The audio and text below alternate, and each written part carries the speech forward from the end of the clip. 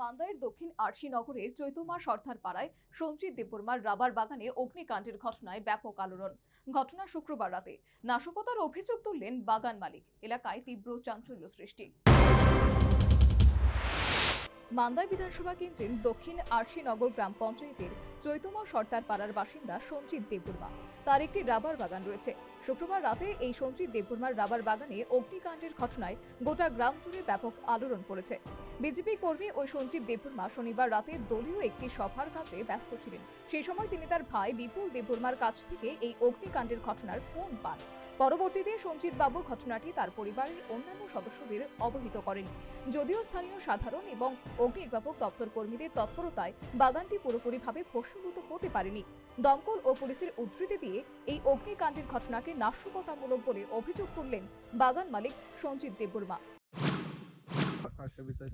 Fire service আর police এখানে ISR তদন্ত করছি। এটা মানুষই আগুন দিছি।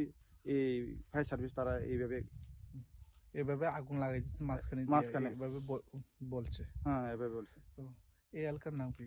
এলাকার নাম সাউথ আরশিনগর, গ্রামের নাম চৈতমা সর্দার পাড়া, পিএস বুর্জুনগর।